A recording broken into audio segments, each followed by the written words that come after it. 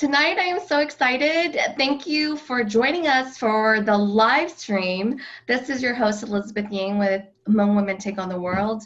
As you know, Hmong Women Take on the World is a global sisterhood network that is committed to helping our sisters thrive and inspiring them to dream bigger together. Tonight, I have Eva Lee joining us from California, USA. We have partnered to bring to Big Mong Vinh Yao a session that we are calling Own Your Strengths, Hmong Women Professionals Rising. And tonight we wanted just to share our journey, our passion for CliftonStrengths, formerly known as Strength Finders. And so I just want to introduce Eva Lee here and just really have a conversation about what we're going to be doing. I'm trying something a little bit new where I am doing this interview, and also at the end of this we will then have a live Q&A at the end of this live stream.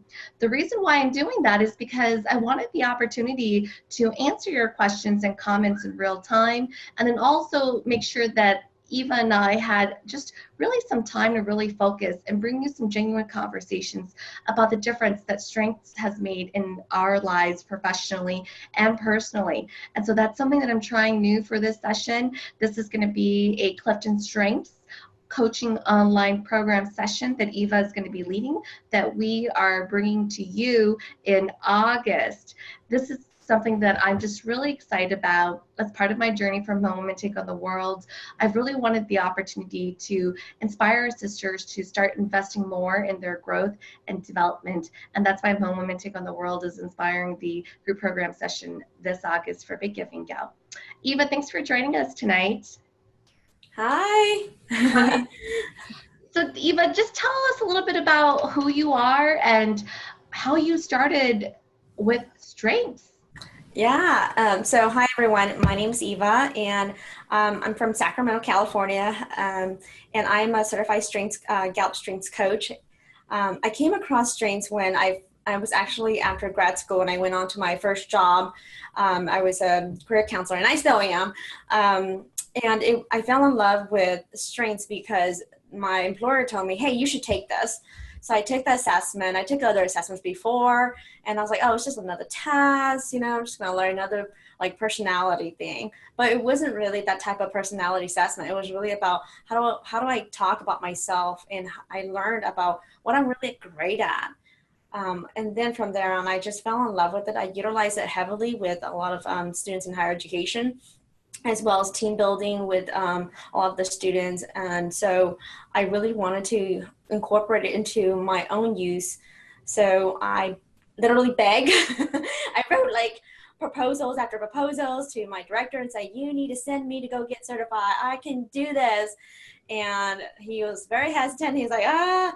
So finally he just said yes, and I got certified, and I was using it with my students very heavily, and I still am. And I just, ever since then, just kept using it more and more. And I'm in love with it, which is why I wanted to bring it to my community, a lot of the Hmong women and men who are unaware of their own strengths and how to empower them. Which is why I'm doing this. That's amazing. I know, Eva, when I heard that there was a Hmong sister that was a strengths coach, I knew immediately that I wanted to, one, support your endeavors, and then secondly, also support the work that you are trying to do, which is really, very aligned with what we're trying to do at Hmong Women Take on the World, is really get our Hmong sisters to invest in their own growth and development. And I know that for me personally, strengths, I still call it Strength Finders, whether it's CliftonStrengths or Strength Finders, it's the same self-assessment.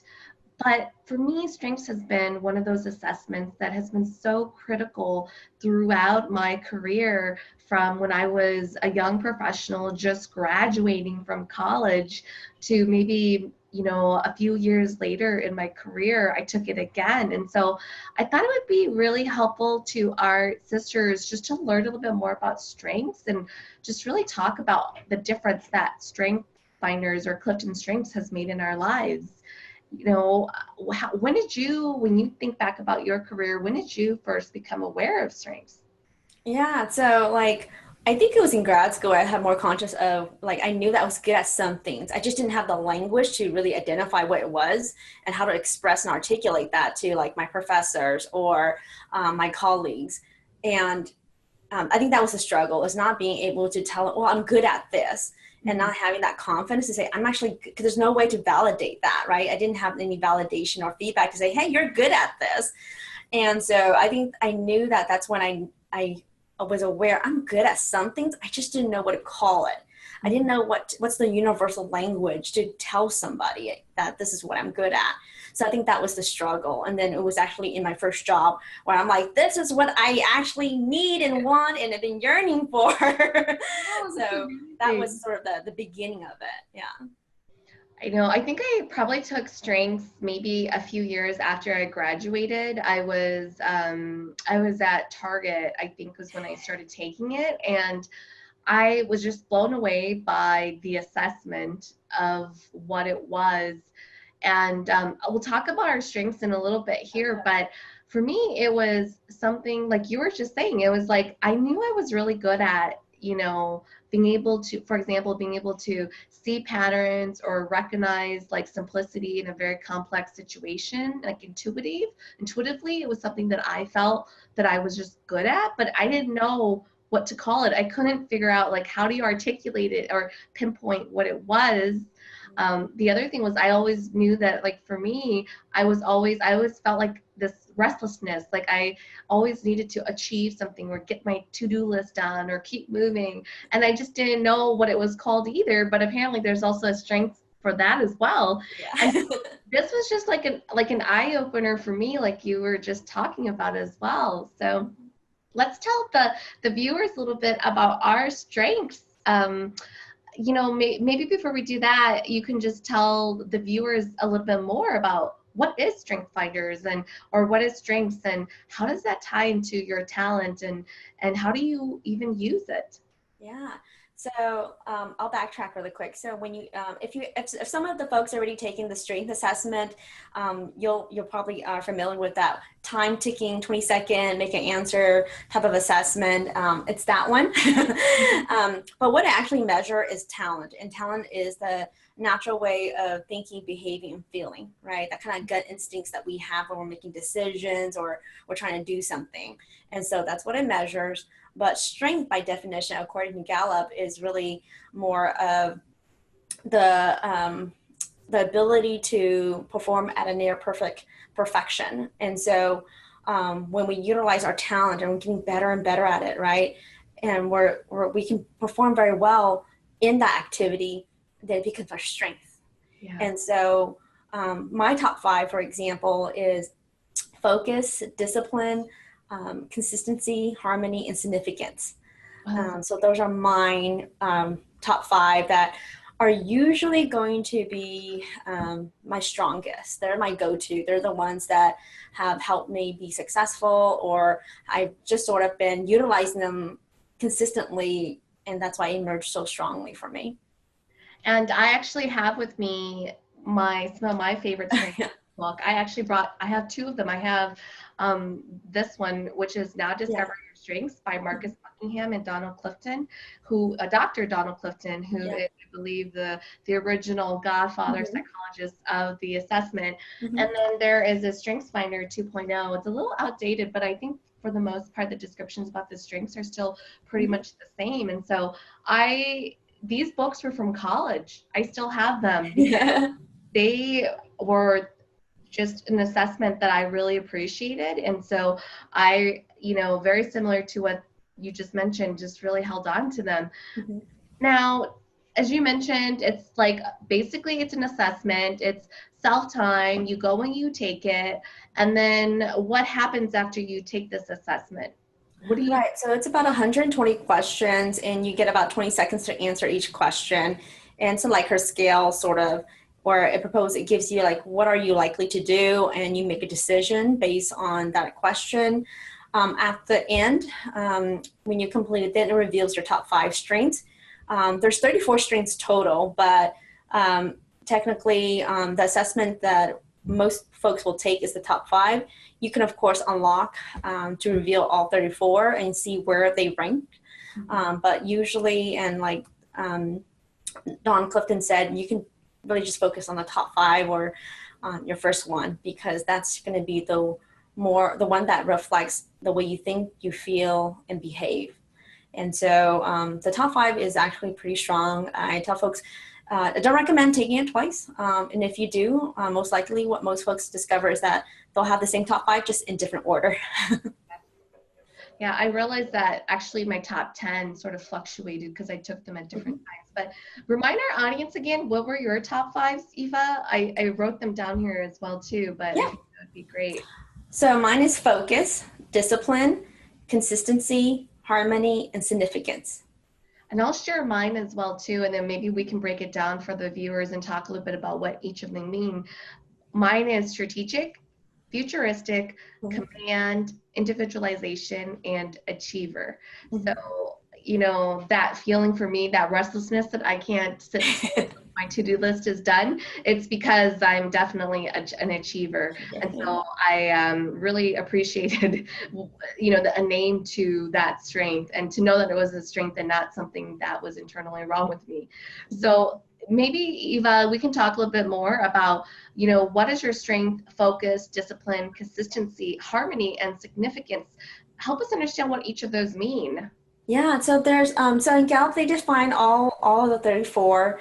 So focus for me is really about, when I'm using focus, or what does it mean for me, what focus does is it helps me quickly prioritize the important things that needs to be done. So like if I have like 10 things going on, like 2 projects going on, 10 tasks each, it helps me quickly understand, okay, what are the ones that have deadlines, right? So I will zoom in really quick. I call it, like focus, like zooming in, right? So I'll zoom in really quick. Okay, what needs to be done? Prioritize the most important to the least important, and it helps me be more efficient in my role. So that's oftentimes I've been using focus to do a lot of things. I'm on a lot of projects, on a lot of committees. That helps the conversation move faster. So let's say if I'm on a team and there's 5 or 6 of us, there's a lot of conversations going on, and we only have a 1-hour meeting. I'm going to be the one probably saying, hey, what are the things we need to get done before, you know, we roll out this 1-hour meeting? Let's quickly prioritize them and focus on that. It helps the team stay on track, so that way we don't derail, or again, that way we can accomplish what we need to accomplish within that 1 hour. So that's an example of when I use focus very heavily. And I just opened up the book, and I just wanted to give people an idea of, you know, this amazing book, and is that, you know, like you were talking about focus and defining it, but in the book it also gives you like ideas based on your strengths for action, or, you know, when you're working with others who have like a strength of focus, how do you engage them so that you know how to leverage and tap into their strengths as well too, which is pretty amazing. I know that I have used this, and we'll talk about some of the companies that are using this in the workplace in a bit, but I just wanted to draw people to the fact that strengths isn't just about what you know about yourself, but there's also ability of how do you know each other's strengths and leverage it to move teams and projects forward. So Strength Finders 2.0. So tell us about discipline. What does that mean? Yeah.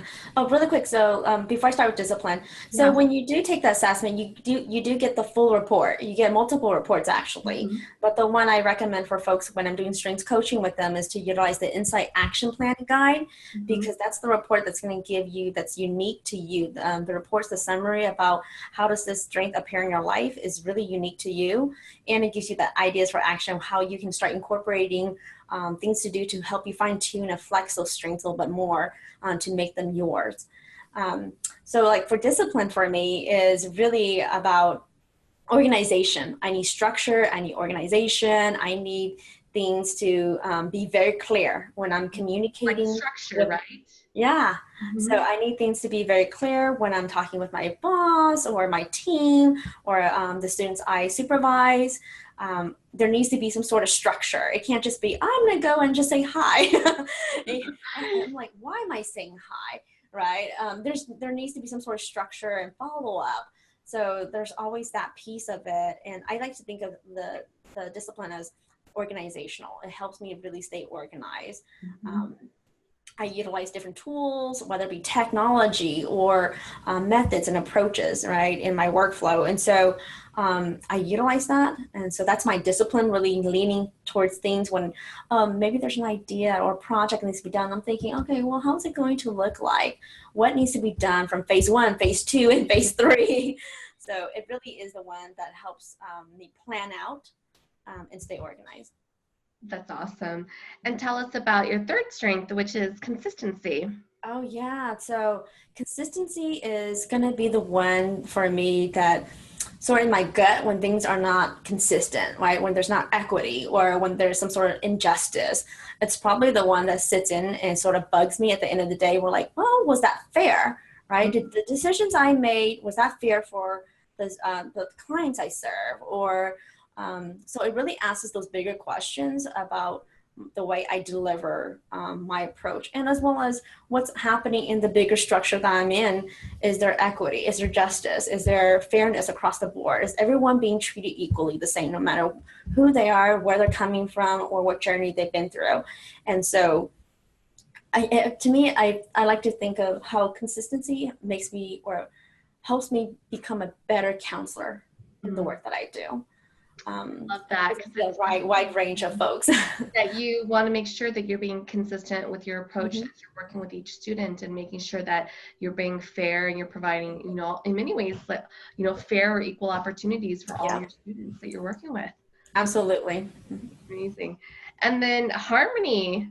Yeah, harmony. I love harmony too. Harmony is the one where, like, if I'm on a team, harmony is the one that says, let's not rock the boat. Is everyone okay? Are you feeling okay? That's the harmony in me. So when maybe there's conflict or there's a disagreement, right? My harmony is going to be like, oh, I just want to check. Are you okay? Is everything okay? So it's really the one that's looking for consensus among the team. Like, oh, let's not move forward with the decision. Just want to check. Is thumbs up, right, everybody? So it's going to be that one part of me that's always looking for agreement. And it's great because it can help sort of the team understand that, we did have some disagreement, but here are some parts we're able to move forward with.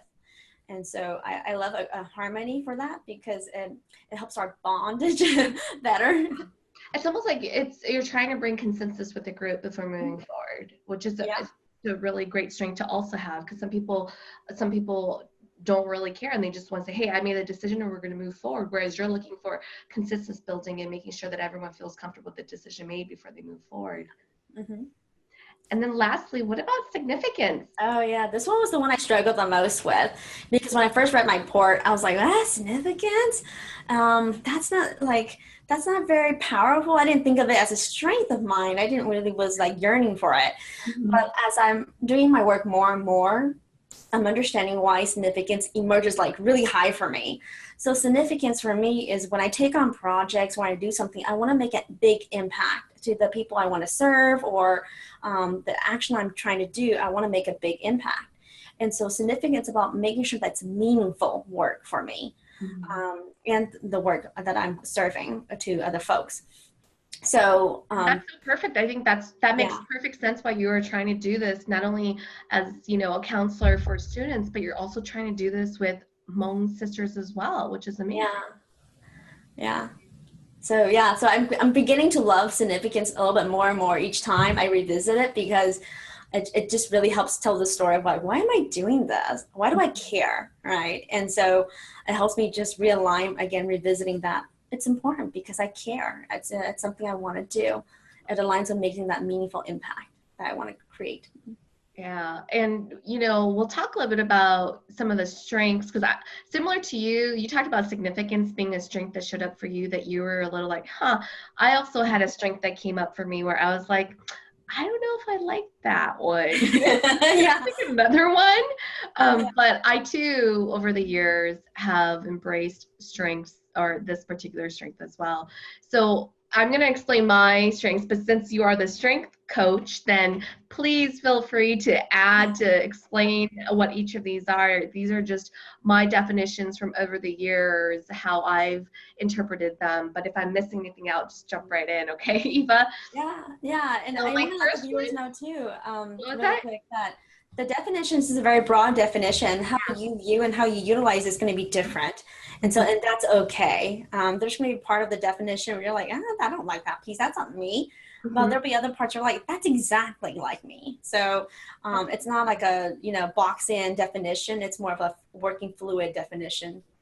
So what you're saying is like there's like almost like a degree of low and high for each strength, right? And so, some strengths you might be kind of on the lower end, or only some of the things are more applicable to you, but then there are other strengths where you might be sort of on the higher end, and everything across that strength is more applicable to you, is what I heard you say.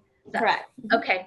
Well, that's good to know, because I think that makes me feel a little bit better sometimes with some of these strengths that I know I have. Yeah.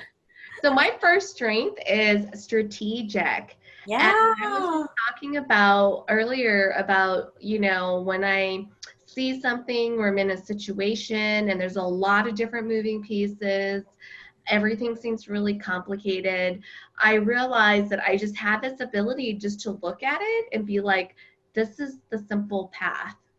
Or be able to problem solve. You hear that word a lot, especially as a college graduate or in college, like, I'm a good problem solver, but what does that really mean? For me, it was the ability to be able to see a complex situation with a lot of different information and just be able to see a simple path and then try it out, and if it didn't work, just pivot, and constantly pivoting and trying things out until I simplified the whole entire process.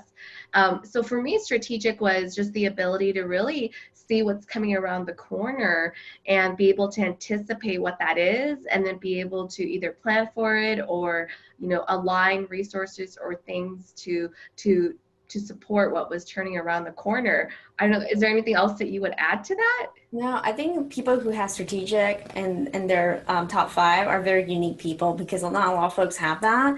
And if you have strategic, and it doesn't mean that I just want to give the viewers a heads up. When people hear, oh, it's only top 5, right? Well, we have 34 in all of us. And what the assessment reveals is our top 5. When they don't come into our top 5, it just means we're not using it. It's not our go-to. It's not our natural way of thinking, feeling, behaving. So when I come across people who are very strategic, I'm like, yes, because they see the big picture. They're able to see, like you're mentioning, oh, here's a quick path to accomplishing that goal without jumping through 3 hoops. And so they really provide that leadership perspective. And I always appreciate that. I'm on the least side of strategic. I have it, but it doesn't appear like much until much later for me. So I'm heavy on executing. So there are 4 domains, and I won't get into too much of it, but mine are heavy in execution. So if you have strategic in yours, I'm like, yes, more power to you. Well, I love what you're saying, which is there's 34 of them, right? It doesn't mean that you don't have any of the other strengths. It just means that, in a list from 1 to 34, right? Like your top 5 are what floats up for you. And I know for me, as I mentioned, I took strengths in 2 different times. And I realized that I actually fluctuated between 10. So, like my top 5 were strategic, futuristic, command, individualization, and achiever. But when I took it a second time, I had learner pop up, I had ideation pop up, achiever popped up again. So I think it's a pretty strong, consistent one for you. Yeah, pretty consistent. And then strategic and futuristic popped up. So the only ones, the latest version, which is the one I'm sharing now, I took maybe 3-4 years ago, and maybe talk, a little bit about how often you should take them and how valid they are. Yeah. I think that would be helpful. Yeah, they're pretty consistent. So the validation, the reliability is pretty consistent. So I don't recommend folks to, again, take it twice, or at least not very soon. And it's because it's you start to have testing bias, right? You start to answer the way you want people to perceive you to have versus the way you naturally behave. Trying to influence the outcome of your report, right? So I don't recommend. Like, I really want that strength right there. It's like, oh, futuristic sounds really cool. I'm supposed to have that. I think of the future.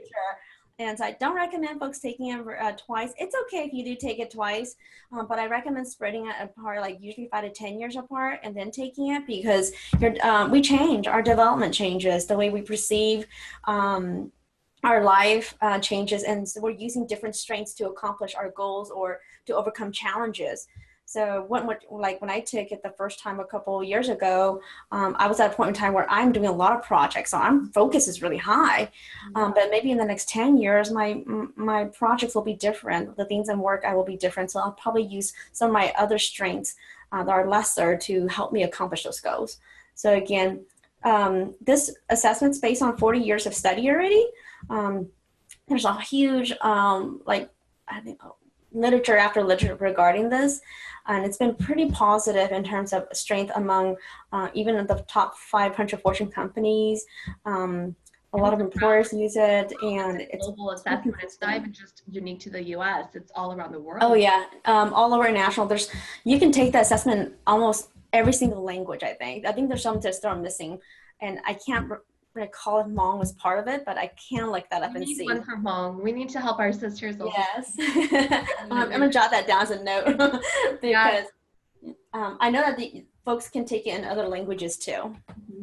I love what you were saying about how your strengths show up at different points in your career, because as I mentioned, I took it twice. The first time I took it was just a couple of years after I graduated when I was at Target, and one of the top 5 was learner, and that was because I was constantly learning over and over again everything that I was doing at the time. And then, so that made sense that was one of the strengths that came up for me, because I still am a constant learner too, but I think now with more experience, my learning has evolved and looks a little differently than it did when I was first just graduated from college and just maybe had 2 or 3 years of work experience.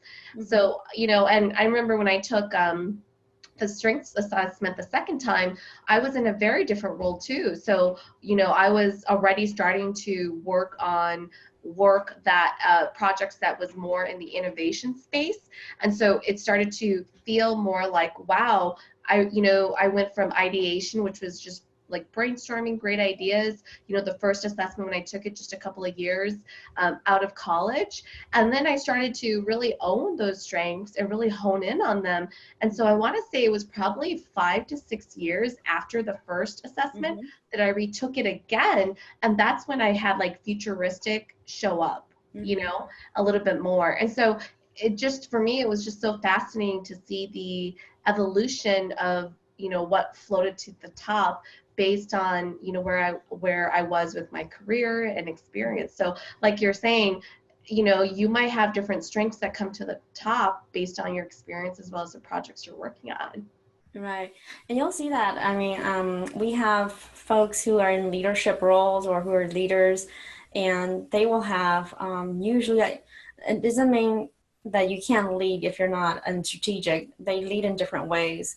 And so I like to tell folks, it doesn't matter what strength you have, own it, right? Understand what it is, own it, and start using it and lead with that.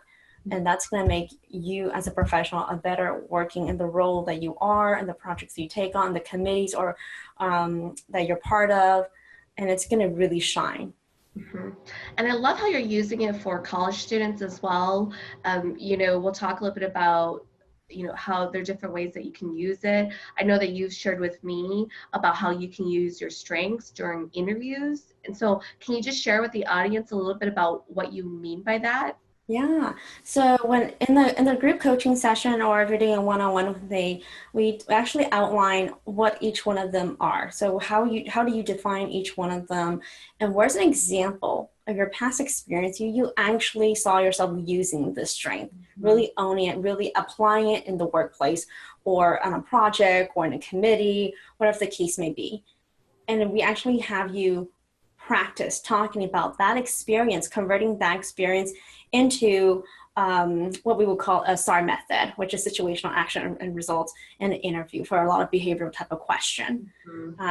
So we actually have you practice it and start understanding it. How do you integrate strengths? Because if you go and tell an employer, oh, I'm input, the employer has no idea what you're talking about. Yeah, input is a strength, and they're like, what does that mean? Right? Yeah, some employers might, but that's not always guaranteed. So you need to talk about it in a way where it helps capture a situation and action and result of that strength being utilized, and then wrap it up with how that is a wonderful skill set you have that you bring to the employer. And so Yep. that helps That them is to understand. so, I'm so glad that you're doing that during the online coach program session that they're going to have with you, Eva. So, so it sounds like basically sisters will have an opportunity to take the assessment, they get the report, they need to Mhm, complete that before they meet with you. And mhm, then in that meeting that you're going to have, that coaching session, you go through the entire report, you talk about the strengths, you really break it down for them and mhm, really help them to understand what does that strength look like. I always say the look and feel of a strength, right? Or a look mhm, and feel of an actual adjective, right? So, it sounds like you're going to be able to break that down for them. I know for me personally, that was also very helpful. I mean, I shared it with you as well that I took it twice. And mhm, I would have to say that after I took it the first time, I also started looking for other jobs during that time. And I was able to take examples of my strengths and draw specific work mhm. projects that really could speak to that and say, how when they ask you that question, so tell me, what are your strengths, right? Yeah. What are your opportunities for improvement, Mhm, that I could weave my strengths finder into that. And sometimes I would even say, my top 5 strengths are, right? And just mhm, name them. And then I would say an example of, my top strength, strategic in action is, and then I would explain it with a very specific, example like what you were just talking about. And so I know the value of how that helped me prepare for interviews, because sometimes you are so nervous, you just don't really know how to break down your mhm. answers sometimes. And that has proved so valuable. And that's why when I learned that you were trying to do this for our Hmong sisters, I was like, I needed to support you and I needed to support strengths and bring it to our Hmong sisters because it is so powerful. As you mentioned, it is 40 years old and it is based by renowned research all around the world, regardless of, I thought that maybe it was just like a Western USA thing, but when I Mhm. learned that it was all around the world and different parts of Asia as Oh well, yeah. it to me, it was like, wow, this is universal. People want to, leverage their strengths, right? Yeah.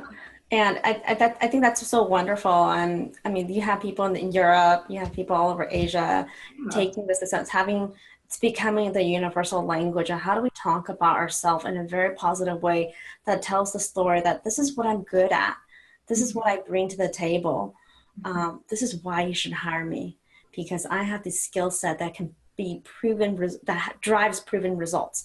And so I think that it's just a really wonderful because it's not like other assessments where it's like, oh, you have these charts and it An tells you you're at acronym that I can't 60% or remember you're at next time. Yeah. almost to get to 100. And that's not what the assessment does. It doesn't tell you if you're done. It tells you about this is what you've been doing very well in, and here's ways you can continue to develop it to make it better, right? If we were to take the assessment and we only were gonna, usually the traditional way was your employer will talk to you and go, oh, these are your strengths and these are your weaknesses. Go work on your weaknesses.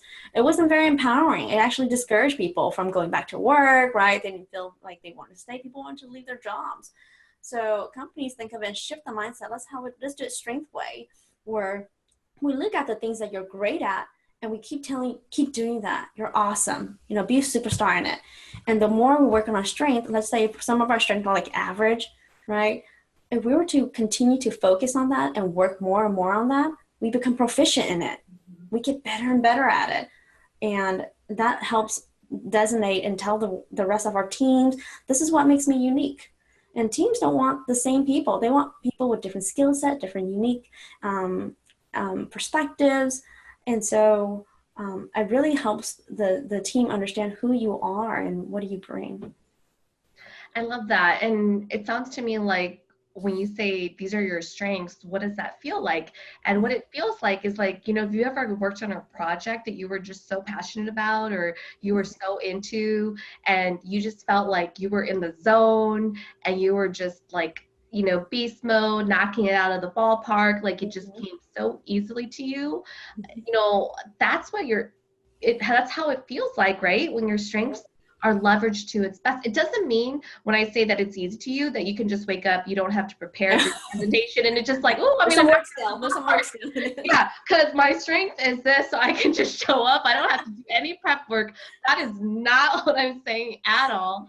What I'm saying is you still have to do the hard work, but it doesn't feel like you're like there's friction. It doesn't feel like you really are trying to procrastinate, because oftentimes when you're in your zone, it just comes so naturally. You feel really good, really positive, even though you're working really hard, you know? So I love that. And even maybe you can share a little bit about, you know, the philosophy behind strengths, because you know how oftentimes employers or bosses are like, oh, what is your weakness, or what are your opportunities for improvement? You know, when the strengths first came out, I really loved what they were talking about with this type of discussion about people's weaknesses and, you know, opportunities for improvement. Could you just share some insight into, you know, maybe the philosophy behind weaknesses when it comes to strengths? Yeah, so like for weakness, so Gallup doesn't really utilize the word weakness because the goal is not to see them as it's a disability of ours, like, oh, you know, it's something that we can't do. It's more of like a dormant state, more like, you know, we have it within us, we're just not flexing it, we're not utilizing it. So they call it the balconing and basement, right? On the balcony, our strengths are out and about, they're working it, right? And it's very easy for us. So we don't have to, it's not a lot of effort we have to put into it. We're still working on it. We just don't have to put, like, we don't have to think, it's not a struggle. Whereas the ones that were more of like the weakness in traditional framework, there in Gallup, it's more like in the basement, right? We're just not stored away, but it's just not utilized. You know, it's sort of those dusty stuff in the basement. You know, it's probably something which we're just not using. So that's how weakness is considered for the Gallup. It's in the basement. Versus traditional wording of weakness. If we were to focus on them, the Gallup's perspective about it and philosophy is if we were to work on our weakness, again, let's say it's in the weakness range, right? And we can dedicate our whole life working, trying to make it better each and every day. Yes. But we wouldn't get very far. We would only bring it to average, right? So get it from weakness to average. And that's not going to help us shine because again, it's not natural for us to work in that capacity. It's harder for us. It's a struggle for us. But if we were to work on our strength, things that we're really great at, we're good at, it feels good to be in that zone, we're going to be superstars in it. We're going to be proficient, advanced, pros in that area. And that's going to help us shine better. And yeah, so I love what you're saying about that because, you know, oftentimes I think I remember when before strengths came out, people were so focused on trying to improve their weakness, which was like right here, and they're trying to just improve it. And it's just like really small increments. And at the same time, when you're trying to improve your weakness, it just doesn't feel that great, right? It seems like such a struggle, like you were saying, and your strengths are already up here. So if you focus on that, maybe you can take your weakness and like increase it a little bit. But like you're saying, your strengths is here. So when you focus on your strengths, you can take it to a completely higher level. And and so you're like, you know, you're trying to focus here, but you're just like you were saying, like are just average. But if you really understand your strengths and how it can, and you know, really help you like skyrocket and soar. I mean, I believe, this is me, but I believe that it overshadows your weaknesses, that overshadows your need to feel like you need to improve. I mean, don't get me wrong, you still probably want to improve some of the weaknesses you have, or at least identify them so that you know that you need to either be on a team that someone has a strength in that area that is not your strength. Like that's really how I've leveraged, you know, strengths and really understanding my weaknesses and how other, you know, people might have strengths in that area that is a weakness for me, and I need to partner and pair with them, right? So absolutely. So in a team dynamic, yes, you want to leverage them, but it's not an excuse either. So let's say I'm not very strong in influencing, right? But someone else is, doesn't mean that that person does all the work. All right. No, I hate that. I hate it when people are like, well, you know, it's not my strength. I'm just not an influencer to do all the work. Instead, they're using it as a crutch or an excuse, which is not acceptable in the workplace either. So watch out for that. And I tell them, it's not an excuse to say, I can't do that type of work. but it's really about, no, this is what I'm capable of doing. How can I help? Mm-hmm. I love what you were saying about that. Mm. So I know that we got sidetracked because we're just talking about so many things, but I love this conversation. Yeah. So going back to wrapping up my strengths, we talked about, my top strength being strategic. My Uh-huh. second one was futuristic. And Futuristic. yes, and so I just have to share with you, Eva, and the viewers watching, for so long, right? For many, many years when I was in college, I didn't really understand this strength. And for a really long time, I would explain to people how I interpreted like a situation or a vision, and people would not understand what I was talking about. And I would feel like, my gosh, I'm such a horrible communicator. Like, what is wrong with me? Am I like stupid? Why am I seeing these connections, but no one else sees them, right? Mm-hmm. And I remember as a kid or even in college, I would look at a problem and I would say, wow, there's so much potential in this. And what if we did this? And what if we did that? Right. Mm-hmm. And people would just look at me and they're like, what are you talking about? Right. And I just remember like thinking, why am I wired this way? It's like I'm explaining things to people and they don't understand what I'm saying. And for many years, I thought I was just such a poor communicator. Maybe, like I just thought, oh, I need to practice public speaking. I need to practice my communications and everything. And I remember specifically when I took the strengths assessment and this strength of futuristic came up. Mm-hmm. And it really talks about like a person with this strength is the what ifs. They see Mm-hmm. the possibilities maybe before most people do, and they get excited by it. And that's kind of like where they live, like their mind lives in the future and not the present state. In the future, yeah. Yeah. And I was like, oh my gosh, there's nothing wrong with me. It's my strength, Yeah. And I remember this big aha moment coming like up and saying, wow, there's nothing wrong with me. This is why people don't understand me, is because I am living in the future, and it's like in the future that might be so far in the future that people just aren't necessarily there yet, right? Or their, I don't know what the right word is, but like their radar just doesn't go as far as mine. So honestly, I've learned to kind of go back in the present and start to connect the dots for people to help them to get there. And it wasn't because I was like a poor communicator. It was just that I was talking about like a moment in the future that was too far out, and I just needed to dial it back. So I just wanted to share that with you because for a long time, I really genuinely felt like there was something wrong with me. Like I just wasn't wired right. There's nothing wrong with you. Yeah, right? So I don't know, is there anything else that you would add to that strength? Yeah, I like to think of futuristic as folks who are the dreamers, right? Yes, yes. They're living and seeing it, and it's really about how can time catch up to get there. Oh, yeah.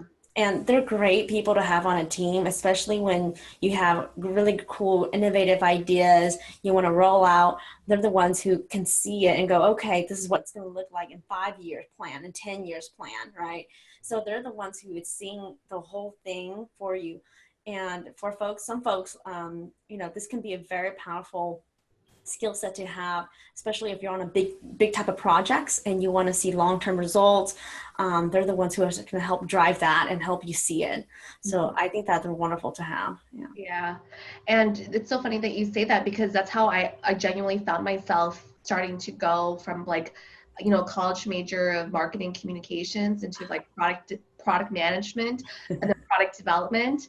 And then now I'm in the research and development innovation space where, a good chunk of what we're working on is all about emerging future technologies and trying to find real situations that we can apply technology in. I also do a lot of culture and employee engagement and really helping to shift cultural workplace organizations. So that's an example of, for me, why strengths has been so powerful in my world, because it started to bring to the surface for me words to explain and help me better understand myself so that I could start to gravitate towards careers or roles that would be able to provide me with more content about my job. I remember one time I thought I was going to be like a database analyst. And so, Mm-hmm. I mean, I was pretty technical. I coded in a Microsoft Access database, and Wow, pretty cool.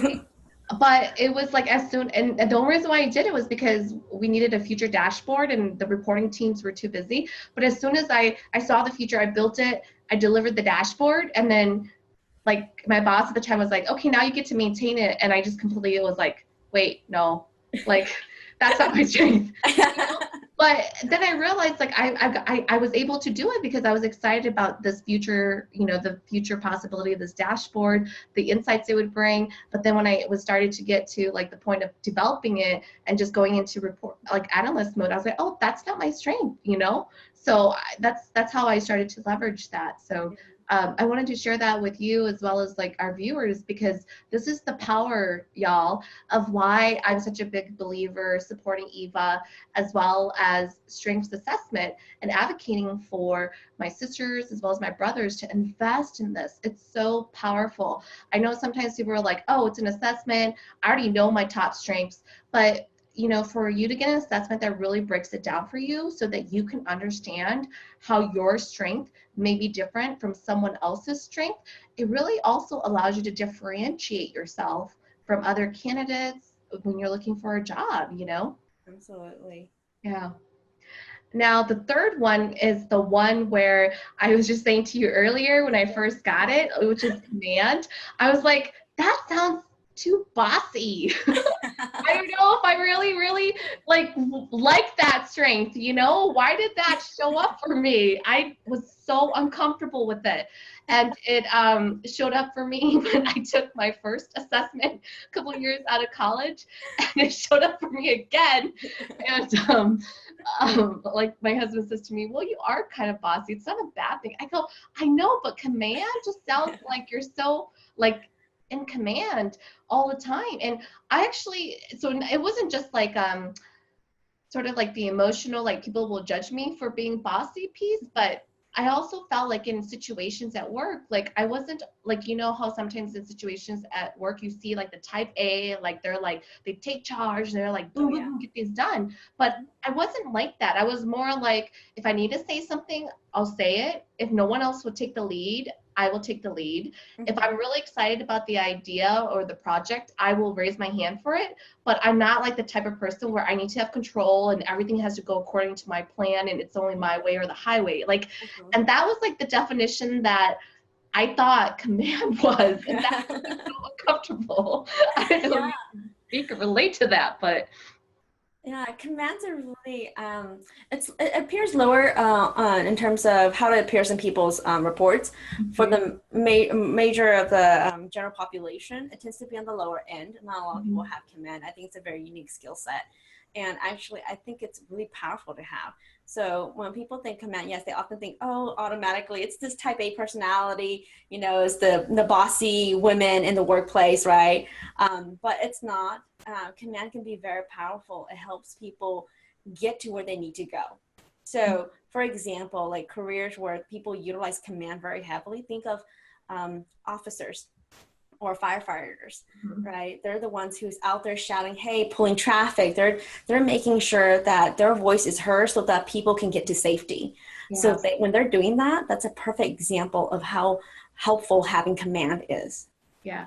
And you know, like I was sharing with you for a while, I was a little uncomfortable about it, but Mm-hmm. then I started to embrace it because I realized that I am very direct, and Mm-hmm. I also was not uncomfortable with like tough conversations, especially if I felt that I needed to advocate for someone that perhaps didn't feel comfortable advocating for himself or herself, that I Mm-hmm. wasn't afraid to speak up during situations, especially in the workplace, where you know there might be negative consequences, you know. And so for me, I started to realize that command doesn't just mean like, you know, type A, everything your way, you need to control everything. That really command was really about taking charge when you need to take charge and saying what you need to say, and quite frankly not really caring about what the negative consequences might Mm-hmm. be, because I felt, or you know, one feels like that's the right thing to say, right? And so Right. that's really when I started to embrace command and say, wow, that's pretty powerful. I just need to own it, you Yeah, know? I know. It's one of those too. Yeah. Like for example, like careers like when people are working as a lobbyist or journalism or Mhm. who's working as an advocate, right? If you're out there, you're doing those type of work, you're using those are examples of command where they're really, you know, trying to voice, make their opinions and thoughts heard, and then times when people can't, they don't have a voice, these individuals who does have a voice make a huge impact. They're representing someone. They are advocating. They are speaking on the bigger whole, bigger group, right? So absolutely, I think it's a very wonderful to have. It's hard for people to embrace it Yes. because it requires you to be at one point at the center of attention. And Yeah. I think folks have to kind of see like, you know, how comfortable they are with it. And it doesn't have to be like a whole entire auditorium type. It could be Mhm. small, Yeah. small, you know, conversations and advocating or different ways of doing it. And that's okay too. For me, especially being like, "Ito pa niya, Mona," like I felt like it was even harder, you know? For me personally, you know, I've always felt like I wasn't Hmong enough in the Hmong culture, but then in the Mika culture, American culture, I wasn't like Americanized enough sometimes. And so for me, being uncomfortable about this strength, like I said, was that, you know, I guess that westernized stereotype definition of type A, being in control, like having to have it your way. Like I know in the workplace I had leaders and bosses that were like that, and it felt very uncomfortable for me. And so for me, you know, learning to embrace that was so freeing, right? And I wanted to share this example with you as well as the viewers, but just to give you an example of, you know, sometimes how a strength can be uncomfortable for you is I remember one year, my family and I, my husband and I was playing, I think my husband was playing football, and we were at the July 4th, you know, soccer tournament in Minnesota, and we were all watching the football game, and you know, at the corner of my eye, I could see there was like a fight happening. These were kids. These were just like little kids, like maybe 8 or 10-year-old kids, like running around, and they were like wrestling and fighting. So it wasn't like, you know, like that kind of fight. And so, you know, we thought they were just playing, right? And so all of a sudden, the corner of my eye, I see that there's somebody like against the fence, right? And you can see like they're like wrestling, and they just got really aggressive. Mm-hmm. And so, you know, everyone's like turning and looking in that direction. And I see this boy, he's probably like 10 years old, and he's beating up this girl who's probably like just as old as he is. And she's at the fence, and she's like covering her face. And we're just all standing around there. And of course, my first reaction is I'm looking around looking for the parents, and nobody says anything, right? And so and everyone's just standing there looking. And so my first reaction was like, where are the parents? And I'm turning around looking, right? Mm-hmm. And then I go up to this boy, and I'm like, hey, Gora, you need to stop beating her, and you need to let her go, right? So I was like yelling at him. He looks at me like, who are you? And he runs off, right? And so there's like this girl, and she's like crying, and you know, I go in and I hug her, and I'm asking her if she's okay, and she's like so embarrassed, you know, and she's just crying. And I was like, where are your parents? And she's like, over there. And so she, you know, like I give her, you know, tissue, and she wipes her face, and she walks off. I come back, right? And then, like, you know, there was a couple of guys. One guy said to me, oh, wow, I guess, you know, he's going to be a wife beater one day, huh? And I just looked at him, and I was like, well, you better hope he doesn't marry your daughter. You know, that's what I said to him. And I was like, oops, that just kind of came out. But he just kind of said it to me, like laughing and joking, like, ooh, I guess he's going to be a wife beater one day. And I just kind of looked at him and was like, I hope he's not going to marry your daughter. And I just walked away. And I was like, oh, that kind of just came out. So, like, to me, I'm just using that as an example of, again, like another example for me of how I started to own my strength, like command, was that I started to see myself in those situations where I just felt in my heart I need to do the right thing, and I just did it, you know. So yeah, I still remember that, because I said to my husband afterwards, I was so mad at that guy for saying that, and nobody did anything, you know. And it took, you know, and I was just like, wow, you know. But anyways, that's an example of me embracing and owning my strength, you know. Way to use it, Elizabeth. I Way to know, use right? it. Like yelling at that boy. That was before I had kids too. So I didn't even, it just didn't even occur to me. I was just like, I was talking to this boy like he was my nephew, and good morning, Gail. I was called my, you know. And then the fourth one that I had was individualization. Yeah. Oh my goodness. Um, this one, I definitely loved this one when it came out because this one is really about embracing people's uniqueness. And I think those that know me through Hmong Women Take on the World, especially my tribal leadership team, they see this, I think, very much in me, which is every person has a unique talent. Every person has like their own unique piece. And I get so fascinated with just talking to people. I mean, I always tell my leadership team, oh my gosh, I was just talking to the sister and it was like the most interesting conversation. And they're like, you say that with every conversation. Oh, I do, but it's really, really exciting. So for me, that's what individualization is being able to see the uniqueness in each person. I don't know if you would add anything to that. No, I think you hit it right Yeah. there. It's being the ability to really understand what's unique about others, to seeing and believing, that they have something unique there that's unique to them, that you don't see in everybody else. All right. And so I think that's hard for people to, for some people out there to see the uniqueness of an individual. But for folks who do have it, I'm like, you have something very powerful again, something very unique, because this is like when people don't see that and they start making exceptions, they start to discriminate or have biases, right? Or things like that can be very harmful. So when you have it and you are in a place of power, I think it could be very helpful to any organization. Yeah. And I've also learned to, Eva, how to leverage individualization with command because I realized in the workplace that because I took this approach, it almost seemed like sometimes in the workplace, being that I was like the only person of color or woman of color, that it would seem like I was being very timid or I was too nice or I needed, to get people to weigh in too much or I gave them too much leeway.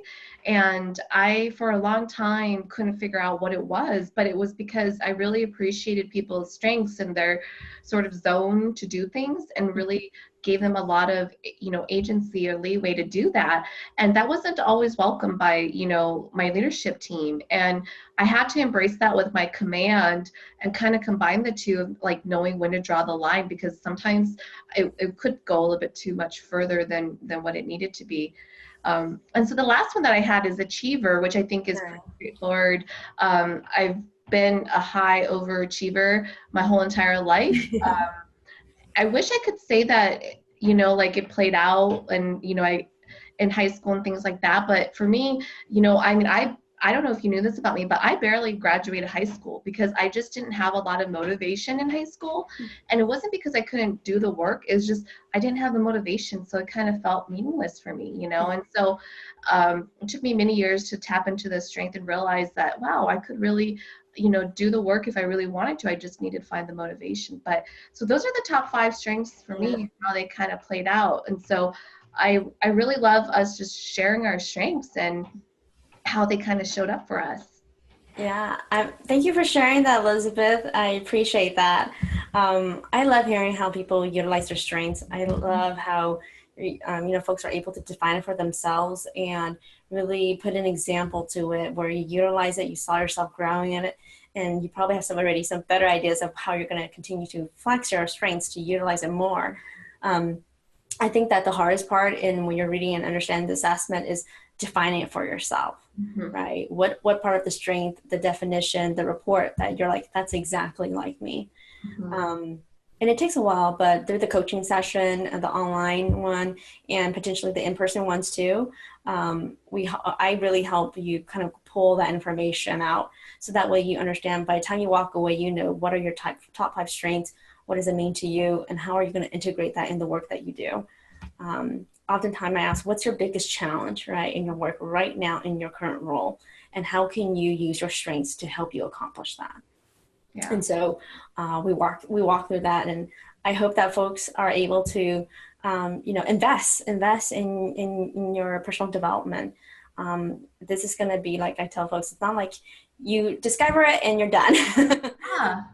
Yeah, I love what you're saying, and I know that we're about at the hour here, and I'll share a little bit more down below when you see this video, some details more about the program, the benefits of this program, as well as the criteria.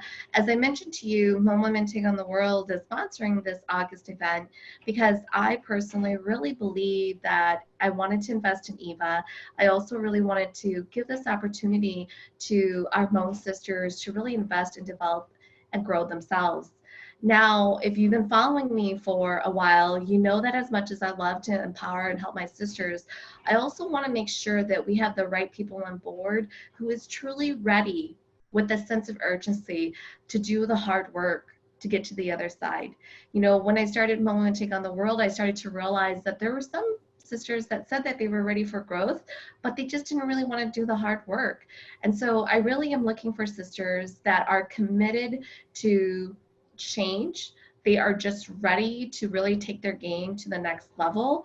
We do have a commitment in terms of asking you, the sisters, if you're part of this program, that you report back to us and you reflect on the opportunity and you tell us about what and how it's making a difference in your life. And we want that type of relationship because we want you to be able to help us understand how has strength changed your life, or how has it helped you out, so that other sisters can be inspired to begin to invest in themselves, to better create a sense of awareness about who they are. And so all of that information will be provided below when you're watching this video. And Eva, thank you so much for taking the opportunity to join me tonight, as well as the opportunity to really just step out on your own and be able to do what you love professionally, but also come back and do this for the Hmong community. Yeah, Are there thank you. any last minute words before we wrap up tonight? Just want to thank everyone for giving me the platform here to share about strengths. And I hope that tonight, Elizabeth and I were able to share our strengths, and you're able to hear and see how they played out in our professional life. And I hope that you take time to invest in it. It's a great way to, again, help you understand who you are, what you're capable of, and what you bring to the table in your future roles or current roles. I'm also started my platform. So if you go to www.leadwith34strengths.com. I'll have more information about strengths, and there as well as on Facebook. So connect with me. I would love to continue to see, for some of the folks who already have taken the strengths, share with us, how have you utilized it? What's your top 5? And I'd love to hear more about that.